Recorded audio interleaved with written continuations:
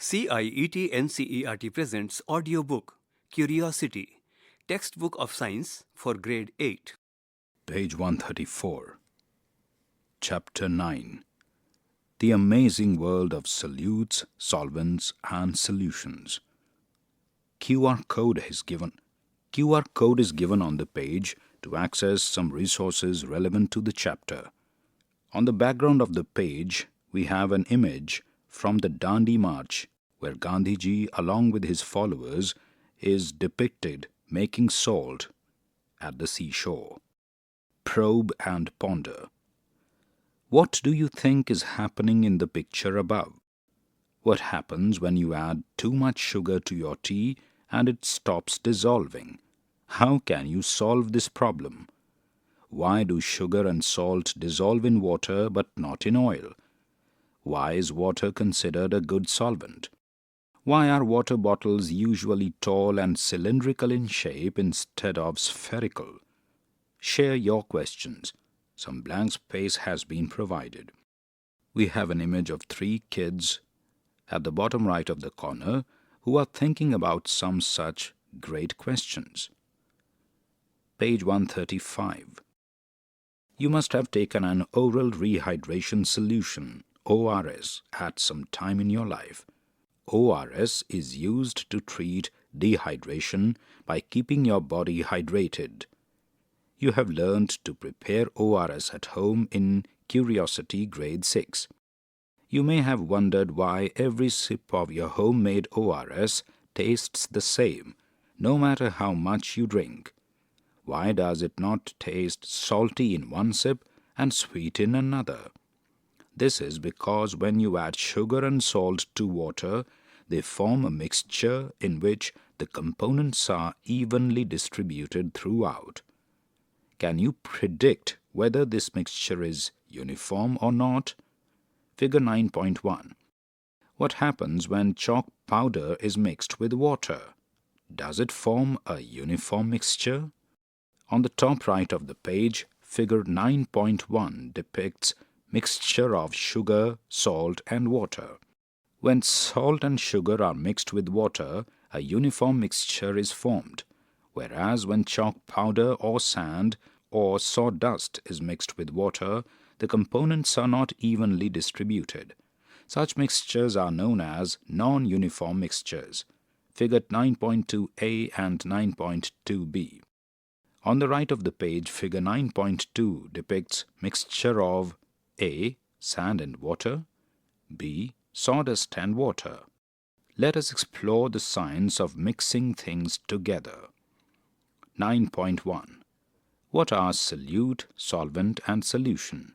A uniform mixture, such as that of salt or sugar and water, is called a solution.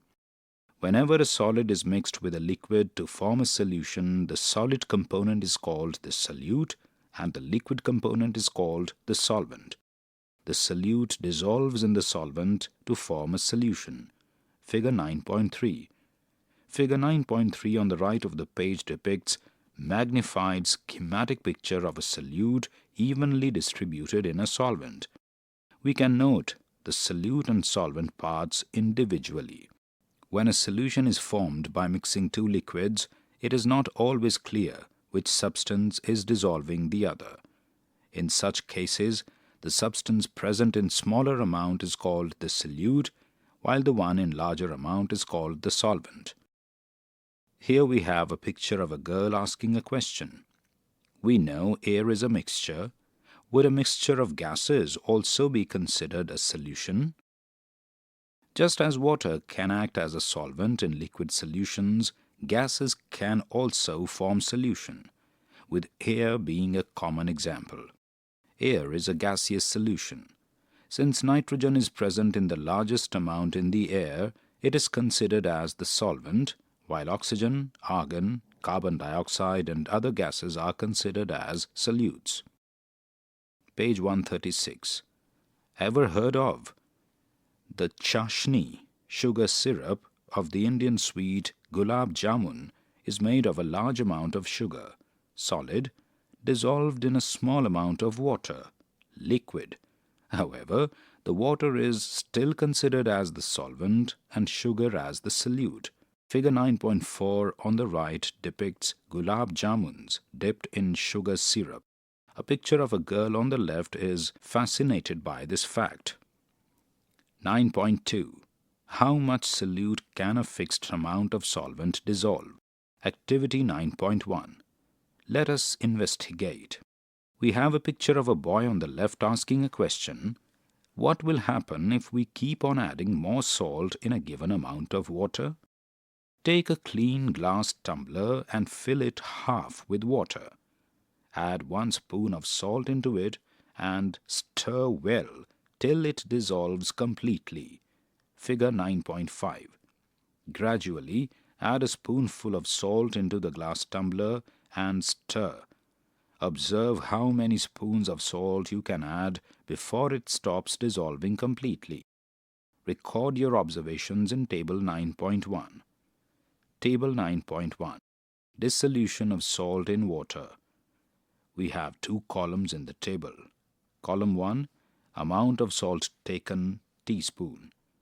Column 2, observation. Salt dissolves, salt does not dissolve. We will increase the amount of salt taken gradually, from 1 to 2 to 3 to 4, and likewise. Blank space is given for your answers for the observation. Some discussion points. How many spoons of salt were you able to dissolve before some of it remained undissolved? What does this indicate about the capacity of water to dissolve salt? Page 137. You might have observed that initially the salt completely dissolves in the water, forming a solution. After adding a few more spoons of salt, a stage comes when the added salt does not dissolve completely and the undissolved salt settles at the bottom. This indicates that the water can no longer dissolve any more salt because it has reached its limit. The solution in which more solute can be dissolved at a given temperature is called an unsaturated solution. Figure 9.5. However, when the solute stops dissolving and begins to settle at the bottom, the solution is called a saturated solution at that particular temperature. Figure 9.6. On the right of the page we have figure 9.5 depicting unsaturated solution, and below that figure 9.6 depicting saturated solution. Note, in saturated solution, the undissolved salt can be observed at the bottom of the glass. The amount of solute present in a fixed quantity of solution or solvent is termed as its concentration. Depending upon the amount of solute present in a fixed quantity of solution, it can be called a dilute solution, less amount of solute, or a concentrated solution, more amount of solute. Dilute and concentrated are relative terms. So one can say in activity 9.1, the solution obtained by dissolving 1 spoon of salt is dilute as compared to that obtained by dissolving 2 or more spoons of salt. Can you now reflect which solution is more concentrated? 2 spoons of salt in 100 ml of water or 4 spoons of salt in 50 ml of water? From activity 9.1 we can say that the maximum amount of solute that dissolves in a fixed quantity of the solvent is called its solubility. Does temperature affect the solubility of a solute? Let us find out. 9.2.1. How does temperature affect the solubility of a solute? Activity 9.2. Let us experiment. Demonstration activity. Take about 50 ml of water in a glass beaker and measure its temperature using a laboratory thermometer, say 20 degrees centigrade. Add a spoonful of baking soda, sodium hydrogen carbonate, to the water and stir until it dissolves. Continue adding small amounts of baking soda while stirring till some solid baking soda is left undissolved at the bottom of the beaker. A picture of a young scientist at the bottom right of the page in all protective gear reminds us about safety first. Be careful while using the heating device. Page 138. Now, heat the contents to 50 degrees centigrade while stirring. Figure 9.7. What happens to the undissolved baking soda? You will observe that it has dissolved. Continue adding more baking soda while stirring at this temperature until some solid baking soda remains undissolved. Again, heat the contents further to 70 degrees centigrade while continuing to stir. What do you observe? The undissolved baking soda dissolves. What do you infer from this experiment? Water at 70 degrees centigrade dissolves more baking soda than water at 50 degrees centigrade. The amount of baking soda dissolved in water at 20 degrees centigrade is even lesser. Figure 9.7 on the left of the page depicts dissolution of baking soda in water. We can observe that a beaker has some water in it, which is being heated on a spirit lamp. The beaker is standing on a tripod stand and a wire gauge is also used. Water containing baking soda is now stirred continuously and the temperature is monitored using a laboratory thermometer clamped securely using a laboratory stand. It has been found that for most of the substances, the solubility increases with an increase in temperature. We can also say that a saturated solution at a particular temperature behaves as an unsaturated solution if the temperature is increased. Our scientific heritage. Water has primarily been used as a solvent for the preparation of medicinal formulations in Ayurveda, Siddha, and other traditional systems of medicine in India. Additionally, drug formulations have been prepared using hydroalcoholic extracts of the herbs. The Indian systems of medicine have also referred to the use of oils, ghee, milk, and other substances as solvents for drug formulations to help achieve the therapeutic benefits of the drug. A young girl in a library is inquiring about such inquisitive facts. On the left of the page, we have the picture of a young girl inquiring about such interesting facts in a library. Be a scientist. What inspired Asima Chatterjee to work on medicinal plants? Asima Chatterjee is renowned for her work in developing anti-epileptic and anti-malarial drugs. She used solvents and solutions extensively to extract and isolate important compounds from medicinal plants. She earned a doctorate of science, becoming the second Indian woman to do so after Janaki Ammal. She became the first woman to receive the Shanti Swarup Bhatnagar Award in the field of chemical science and was also honored with the Padma Bhushan. A picture of a young scientist busy in his work inspires us more. Page 139. On the top of the page, we have the picture of a young girl asking a simple question. Do gases also dissolve in water? 9.3. Solubility of gases. Many gases, including oxygen, dissolve in water. Oxygen dissolves in water only to a small extent. Even though present in minute quantities, it is this dissolved oxygen that sustains all aquatic life, including plants, fishes, and other organisms. Is the mixture of gases in water a uniform or non-uniform mixture? It is a uniform mixture because the gases dissolve evenly in water to form a solution. Does temperature affect the solubility of gases in liquids also? If so, how?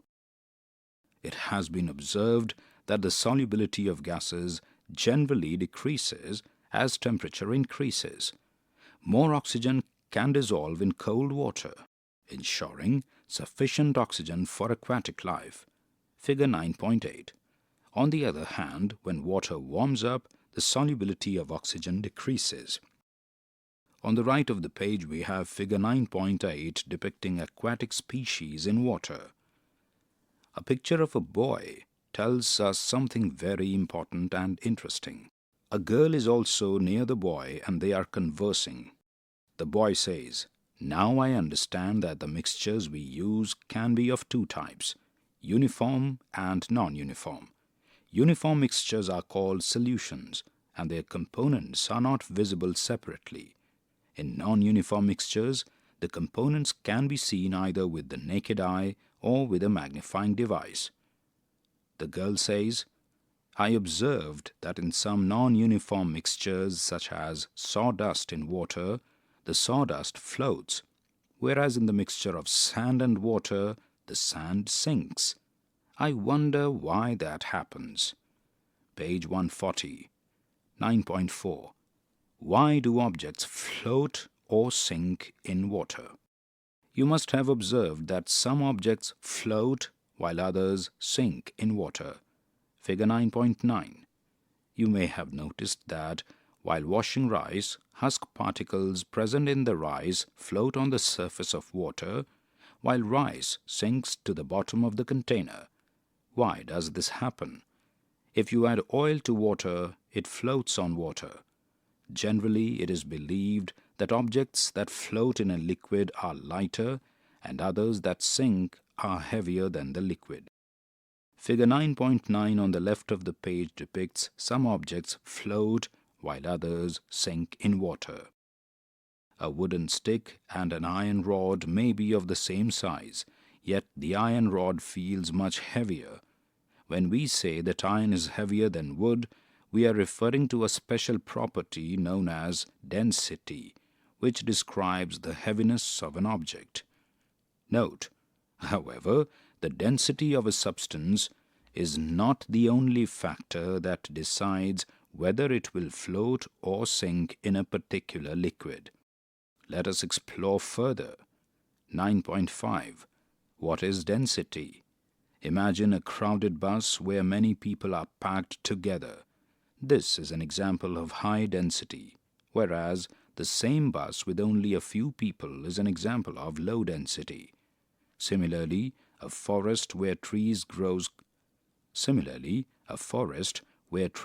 close to each other is called a dense forest. Figure 9.10a. But if the trees are far apart, figure 9.10b, it is considered less dense. On the left of the page we have two figures, figure 9.10a depicting a dense forest and figure 9.10b depicting a less dense forest. How do scientists define density? Let us find out.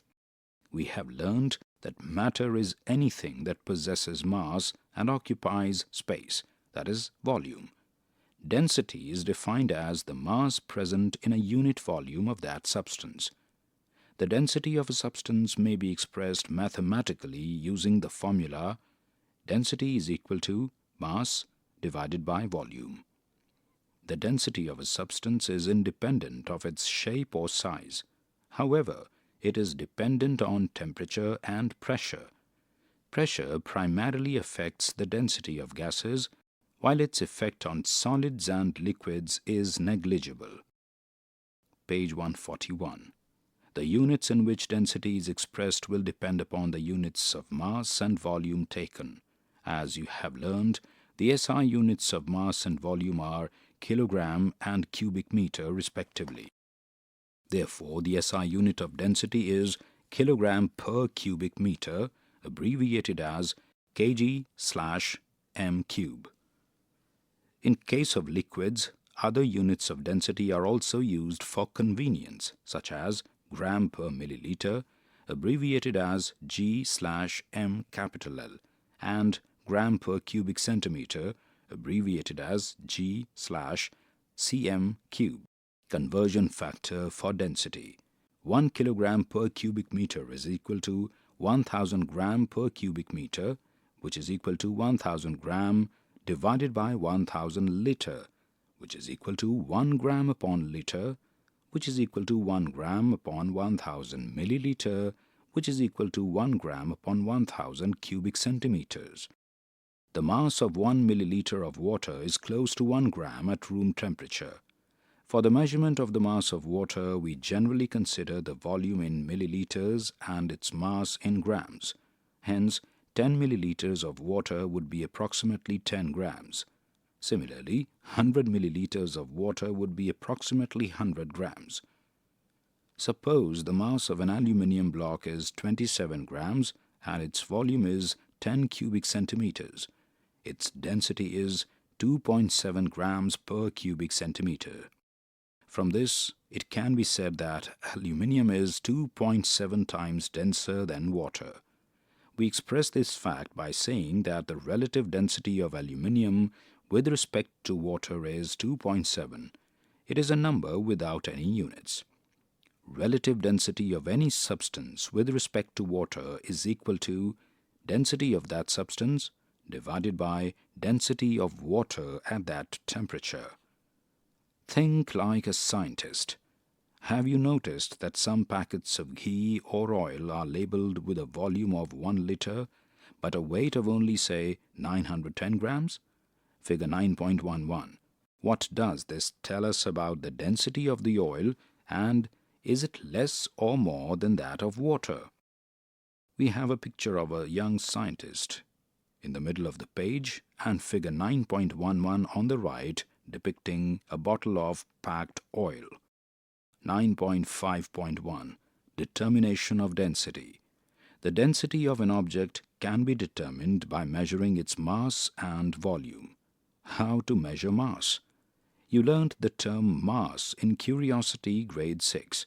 Mass is the quantity of matter present in any object. The instrument used to measure the mass of an object is known as a balance. You must have seen various types of balances being used by shopkeepers.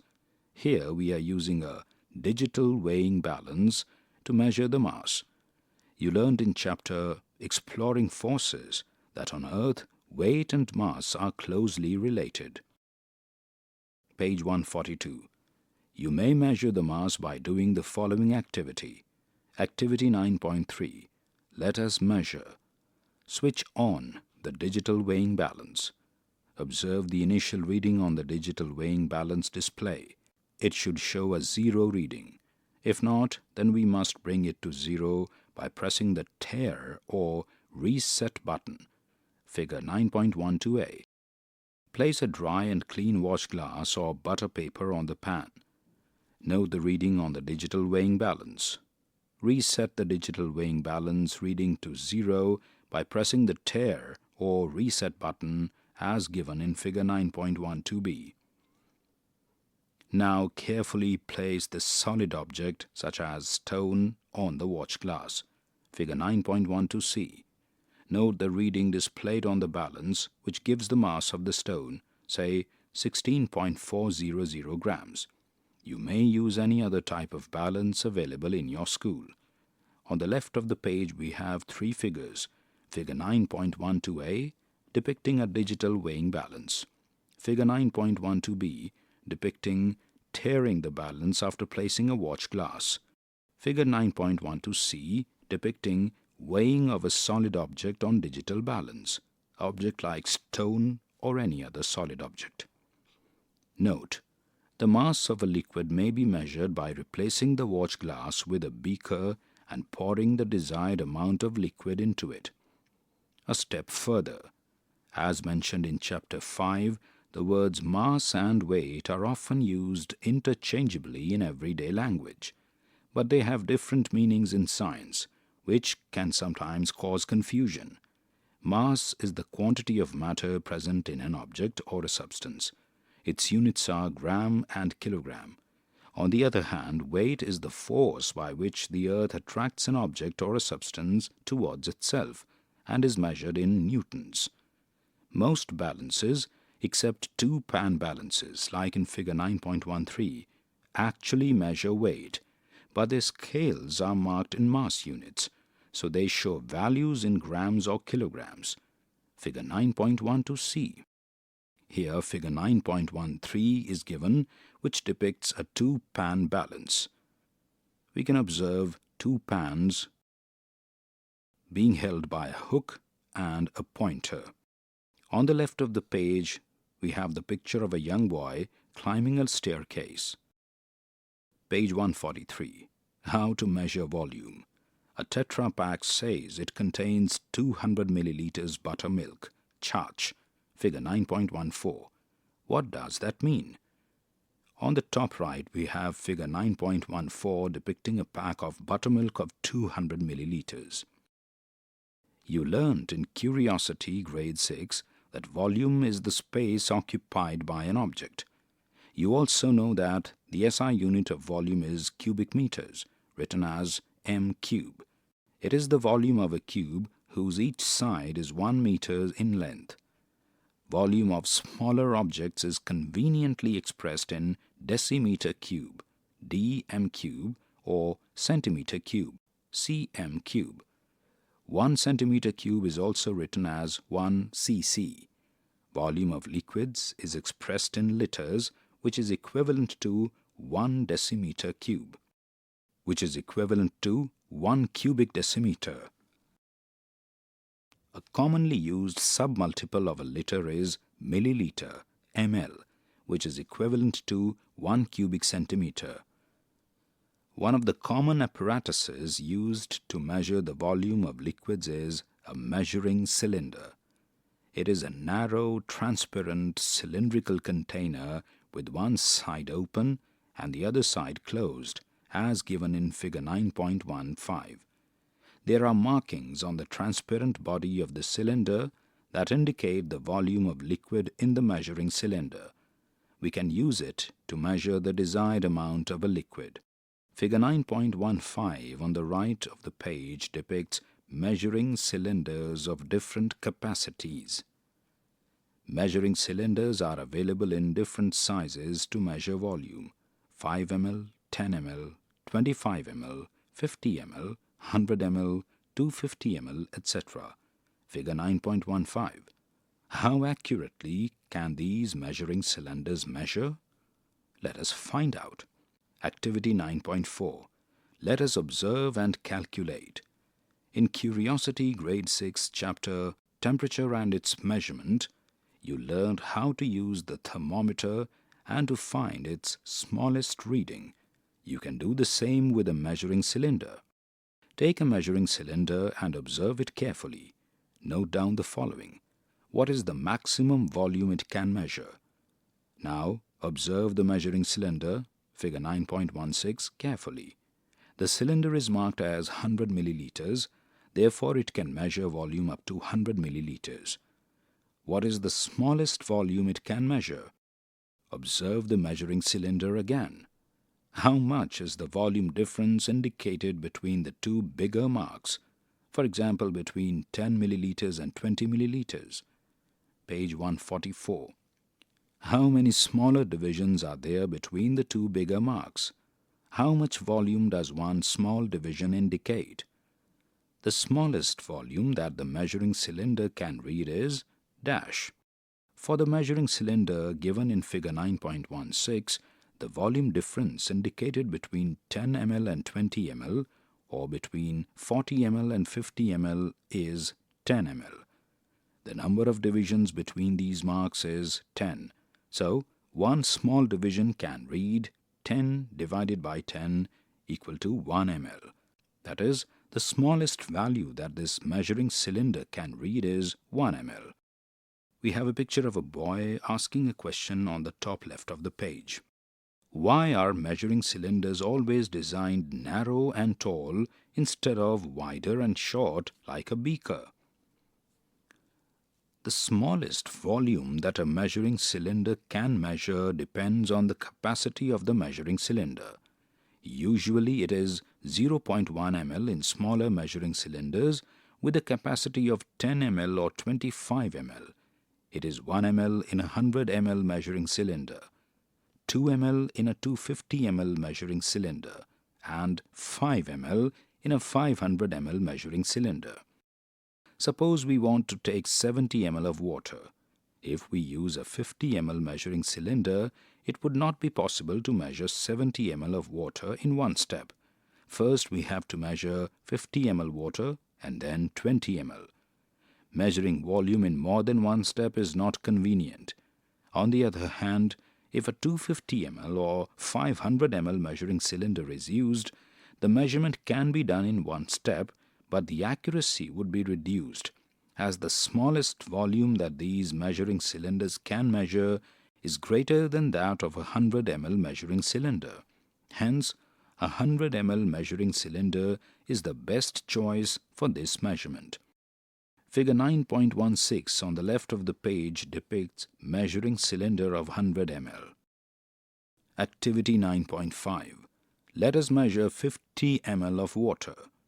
Place a clean, dry measuring cylinder on a flat surface. Pour water slowly into the measuring cylinder up to the required mark as depicted in figure 9.17. If required, adjust the level of water in the measuring cylinder by adding or removing a small amount of water using a dropper. On careful observation, you will notice that the water inside the measuring cylinder forms a curved surface. This curved surface is called the meniscus, figure 9.18. Read the mark on the measuring cylinder that coincides with the bottom of the meniscus for water or other colorless liquids. Page 145. Make sure that the eyes are at level with the bottom of the meniscus while noting the readings as given in figure 9.18. Figure 9.17 on the left side of the page depicts pouring water into the measuring cylinder. Figure 9.18 on the right depicts measuring the reading. Be careful about the eye level. Below figure 9.17 we have the picture of a girl asking a question. I wonder how the level of a colored liquid is measured. Once it reaches the required level, that is 50 ml, transfer this water to the required container. In case of colored liquids, the mark on the measuring cylinder should coincide with the top of the meniscus. Determining volume of solid objects with regular shapes. Activity 9.6. Let us calculate. Collect various objects with a cuboid shapes such as a notebook, a shoebox or a dice. Measure the length L, width W and height H of the objects using a scale. Suppose the length of the notebook is 25 centimeters, the width is 18 centimeters and the height is 2 centimeters. Calculate the volume by using the following formula. Volume is equal to L multiplied by W multiplied by H. Volume is equal to 25 centimeters multiplied by 18 centimeters multiplied by 2 centimeters, which is equal to 900 cubic centimeters. Record in your notebook. Determining volume of objects with irregular shapes. Imagine you have an object, like a stone, that does not have a regular shape. To calculate its density, the main challenge is to find its volume. Let us learn how the volume of a solid with an irregular shape can be determined. Page 146. Activity 9.7. Let us measure. Collect various objects from your surroundings such as a stone, metal keys and so on. Fill a measuring cylinder with water up to any desired volume, say 50 ml, figure 9.19a, and record the initial volume taken in table 9.2. Tie the object, say a stone, with a thread and slowly lower it into the measuring cylinder. What do you notice? Record the final volume after the level rises, say 55 ml, as given in figure 9.19b. Subtract the initial volume from the final volume after the object is put into the measuring cylinder. This is the volume of the object. Record your observations in table 9.2. On the left of the page we have figure 9.19 depicting level of water in the measuring cylinder. A. Without object. B. With object. Table 9.2. Volume of irregular solids. This table has 6 columns. Column 1, serial number. Column 2, object. Column 3, initial volume of water in the measuring cylinder in ml. A. Column 4, final volume of water in the measuring cylinder in ml. B. Column 5, volume of water displaced in the measuring cylinder in ml. B minus A. Column 6. Volume of the object in cubic centimeters. 1. Stone 50 ml, 55 ml, 5 ml, 5 cubic centimeters. 2. Metal key dash, dash, dash, dash. 3. Any other dash, dash, dash, dash. Fill the blank spaces with the correct answers. Note: the values of volume are obtained in units of ml, milliliters, which can be written in the equivalent unit cubic centimeters for solids. We have already learned to measure the mass and volume of liquids and solids of different types. These quantities can be used to calculate the density of the object or the substance. Let us calculate the density. Density can be calculated using the following formula. Density is equal to mass divided by volume, equal to 16.400 grams divided by 5 cubic centimeters, equal to 3.28 gram per cubic centimeter. Page 147. Let us dig deeper. Did you know that our planet Earth is composed of several layers such as crust, upper mantle, lower mantle, outer core and inner core, each with its particular range of density?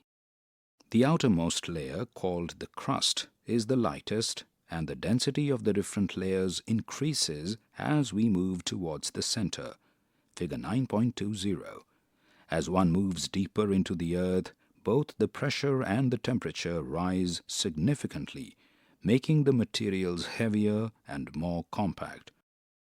On the top right of the page, figure 9.2 depicts layers of earth.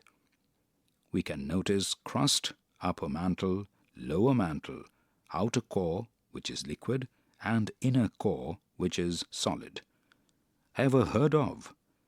In ancient times, before large ships were invented, people used bamboo and wooden logs to travel across rivers and seas. Figure 9.21. Bamboo was used because it is light, hollow, and floats easily on water.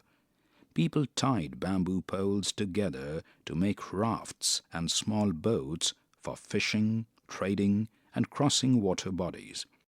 Wooden logs, especially from strong trees, were either hollowed out to make boats or used as rafts. These simple boats, made from locally available materials, were important for moving around and connecting different places. Even today, similar traditional boats made of bamboo or wood are used in some regions, not just for transport, but also as tourism attractions. Figure 9.21 on the left depicts bamboo raft floating on water. On the right of the page, we have a picture of a boy who is amused by this fact. 9.5.2. Effect of temperature on density. Generally, the density of a substance decreases with heating and increases with cooling. This can be explained on the basis of what you have learned in chapter Particulate Nature of Matter.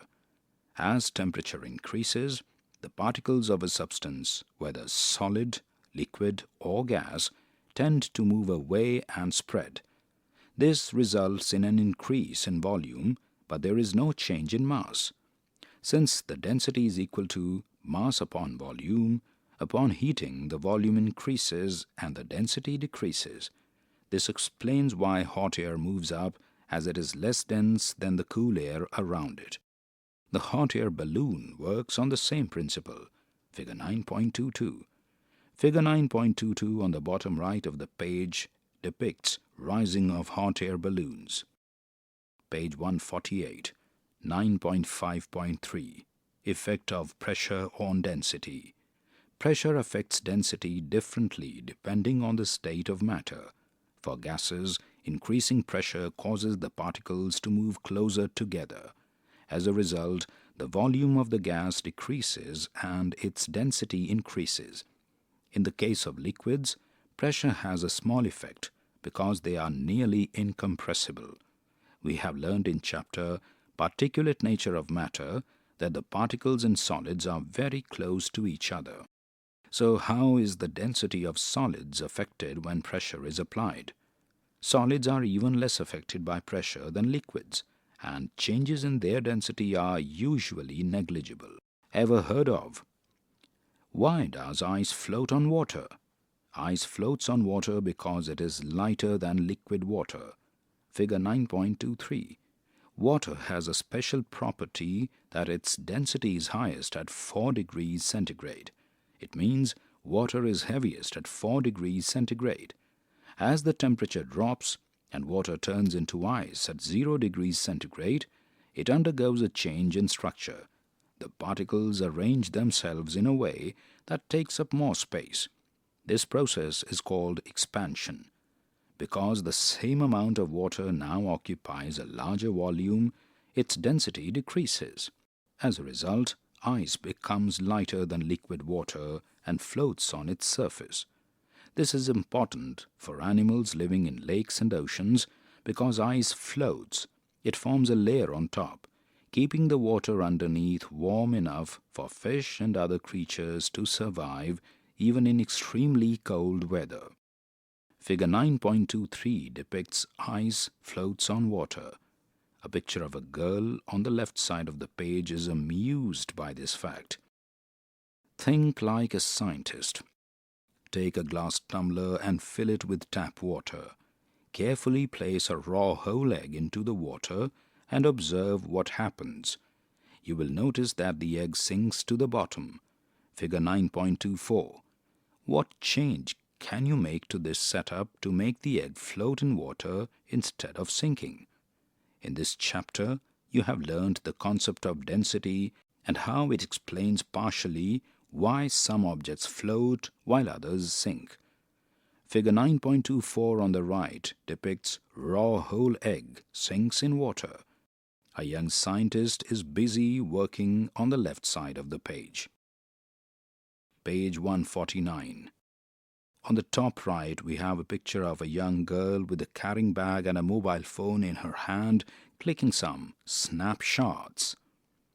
A solution is said to be formed when two or more substances mix to form a uniform mixture. In the solution formed by dissolving a solid in a liquid, the solid component is known as a solute and the liquid component is known as a solvent. In a solution formed by mixing two liquids, the component present in less quantity is known as solute and the other component is called solvent. In air, nitrogen is considered as a solvent, while oxygen, argon, carbon dioxide and other gases are considered as solutes. A solution in which the maximum amount of solute has been dissolved and no more of it can be dissolved at that temperature is called a saturated solution.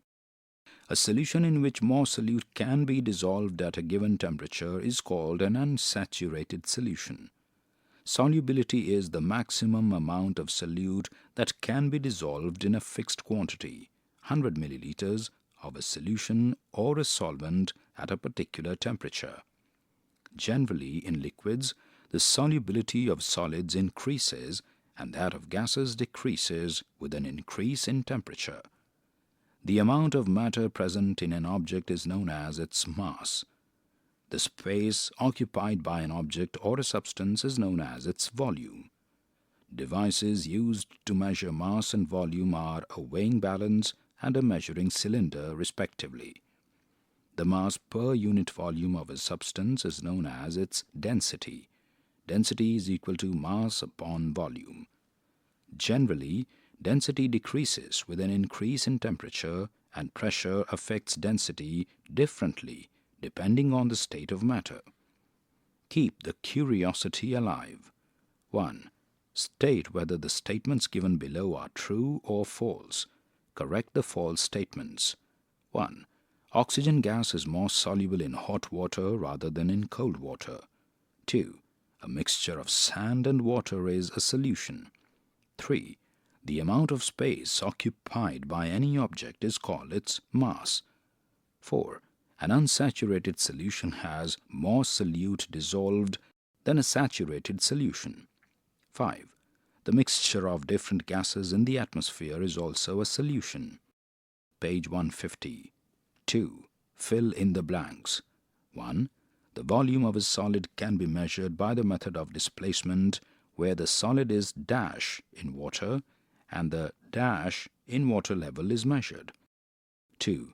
The maximum amount of dash dissolved in dash at a particular temperature is called solubility at that temperature. 3. Generally, the density dash with increase in temperature. 4. The solution in which glucose has completely dissolved in water and no more glucose can dissolve at a given temperature is called a dash solution of glucose. 3. You pour oil into a glass containing some water. The oil floats on top. What does this tell you? 1. Oil is denser than water. 2. Water is denser than oil. 3. Oil and water have the same density. 4. Oil dissolves in water. 4. A stone sculptor weighs 225 grams and has a volume of 90 cubic centimeters. Calculate its density and predict whether it will float or sink in water. 5. Which one of the following is the most appropriate statement, and why are the other statements not appropriate? 1. A saturated solution can still dissolve more solute at a given temperature. 2. An unsaturated solution has dissolved the maximum amount of solute possible at a given temperature. 3. No more solute can be dissolved into the saturated solution at that temperature. 4. A saturated solution forms only at high temperatures. 6. You have a bottle with a volume of 2 liters. You pour 500 milliliters of water into it. How much more water can the bottle hold? 7. An object has a mass of 400 grams and a volume of 40 cubic centimeters. What is its density? 8. Analyze figure 9.25a and 9.25b. Why does the unpeeled orange float while the peeled one sinks? Explain. On the left of the page we have figure 9.25, part A and B, depicting unpeeled and peeled oranges in a glass of a liquid. 9. Object A has a mass of 200 grams and a volume of 40 cubic centimeters. Object B has a mass of 240 grams and a volume of 60 cubic centimeters. Which object is denser? Prepare some questions based on your learnings so far. Some blank space has been given. On the bottom left of the page, there's a picture of 5 students with very inquisitive minds asking questions like why, when, how long, where, why not? Page 151. 10. Rima has a piece of modeling clay that weighs 120 grams. She first molds it into a compact cube that has a volume of 60 cubic centimeters. Later, she flattens it into a thin sheet. Predict what will happen to its density. 11. A block of iron has a mass of 600 grams and a density of 7.9 grams per cubic centimeter. What is its volume? 12. You are provided with an experimental setup as depicted in figure 9.26a and 9.26b. On keeping the test tube, figure 9.26b, in a beaker containing hot water, approximately 70 degrees centigrade, the water level in the glass tube rises. How does it affect the density? On the right of the page we have figure 9.26, depicting an experimental setup. Figure 9.26a depicts a test tube in a test tube stand. The test tube is filled with water. In figure 9.26b, the test tube is now dipped in a beaker containing hot water. As a result, the water level in the test tube rises. Discover, design and debate. Research project on Dead Sea. Why is there no aquatic life in the Dead Sea? Try to find out if there are any other similar water bodies. Investigate how well common salt dissolves in different solvents such as water, vinegar, and oil. Compare the solubility of salt in each solvent and record your observations. Debate in class: is water truly the most versatile solvent? Remember, as a group of people, young people in the picture to the left of the page depict, society, science, and interdisciplinary projects must work together. Our scientific heritage. Ningal village in Manipur's Thoubal district is a place where salt is still produced using traditional methods. The village has a few salt wells, one of which is lined with a 100-year-old tree trunk placed into the ground to draw up salty water. A few families, mostly women, continue this sacred practice by collecting the salt solution and boiling it in large metal pans over firewood kilns. Once the water evaporates and salt crystals form, they are shaped into round salt cakes using banana leaves and handmade tools. These cakes are then wrapped in a traditional cloth, panik, to protect them. The salt cakes are believed to have some medicinal value too. Salt in Ningal is more than just food. It is history, culture, belief, and a beautiful example of India's living heritage. There's a picture of a young boy on the right of the page in a library finding about more such interesting facts. Reflect on the questions framed by your friends and try to answer. Some blank space has been provided. On the bottom right of the page we have picture of 5 kids who are already very inquisitive. They have thoughts like, I think, but we thought, maybe, shouldn't it be? This chapter ends here. Curiosity. You were just listening to this audiobook, Textbook of Science for Grade 8. Narration Gaurav Marwa. Sound recordist Virendra Rawat. Assistance in production Amarjit Sarkar. Directed and produced by Vimlesh Chaudhary. This audiobook is brought to you by CIET NCERT, New Delhi, India.